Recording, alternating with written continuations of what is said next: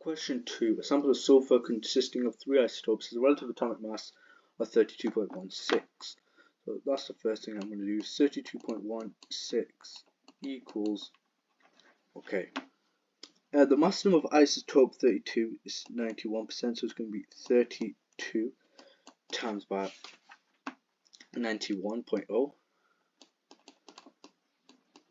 plus 33 times by 1.8. Now I've got some values that I could be working with.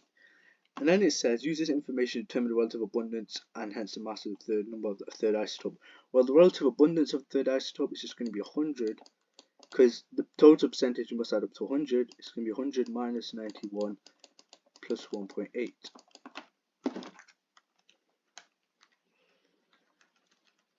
And that will give me 7.2. And therefore, the final, so now let's finish off the table.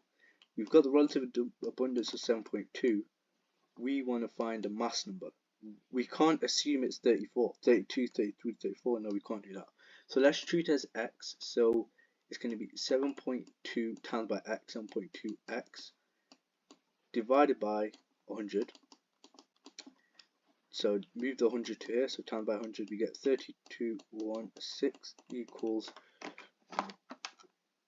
32 times by 91.0 plus 33 times by 1.8, 2971.4 plus 7.2x. 7.2x equals 244.6.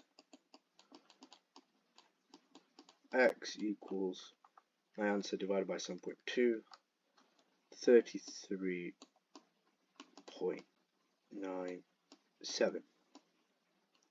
And it says give your answers appropriate numbers, significant figures. Well, it's going to be 34.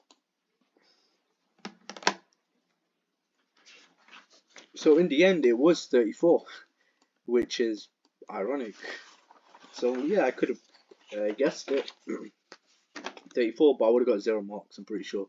You have to show your working out as to how you get the mass number of the isotope 34. Yeah, and obviously give it to the appropriate number significant figures. So 34 is the mass number. Describe how ions are formed in time of flight mass spectrometer.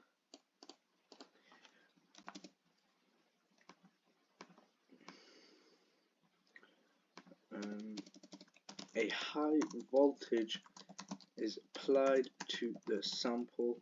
A high voltage is applied to the sample in a polar solvent, and the molecule loses an electron. A high voltage is applied to the sample in a polar solvent, molecule loses an electron. 2.3. A time of flight mass spectrometer can be used to determine the relative molecular mass of molecular substances. Explain what is necessary to ionize molecules while measuring the mass in the time of flight mass spectrometer.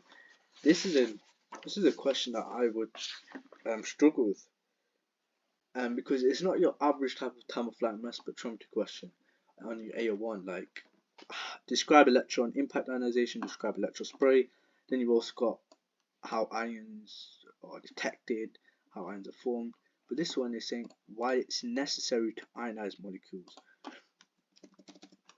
The reason being is that ions, not molecules, ions will interact with and be accelerated by an electric field, whereas molecules will not interact and be accelerated by an electric field.